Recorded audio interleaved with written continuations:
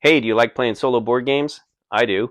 I like playing solo board games, but I also like playing solo co-op board games. The only downside was that when I'm playing all by myself, I have to manage all the characters, and I would constantly forget who's the active character or which step in their turn they're on.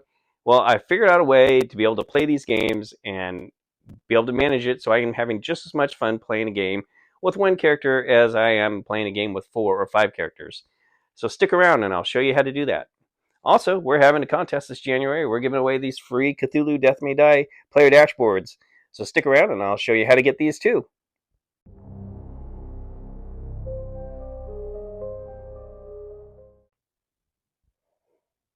Okay, you can see here that I'm playing Cthulhu Death May Die, and I have multiple investigators set up. We have Jim, Agatha, Richard, and Bruno, and we are playing Dreams in the Witch House, and Nug and Yeb are our elder gods.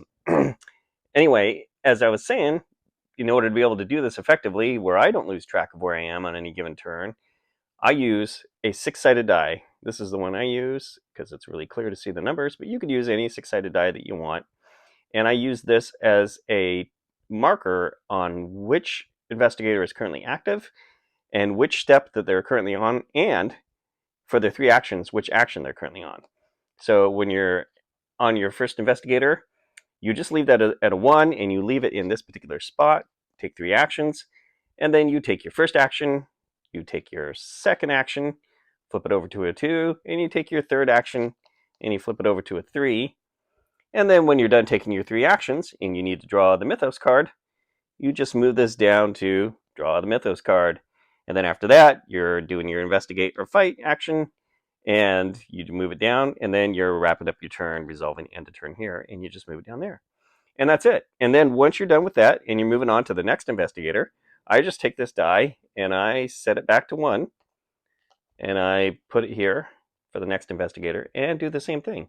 So that's it. It's super simple. It's really easy to do. You can do this with, 1, 2, 3. Well, you don't do it with 1, but 2, 3, 4, 5 investigators.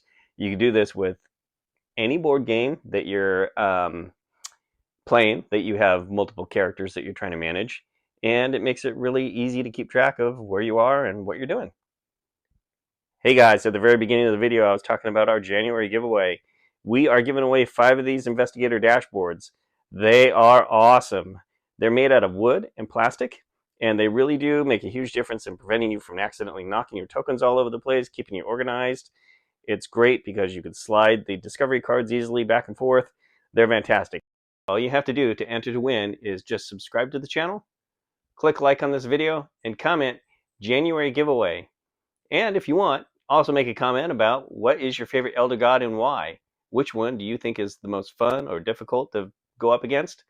I'm always curious to hear people's thoughts on these guys. They're tons of fun, but there's a bunch of different ones and they do different things.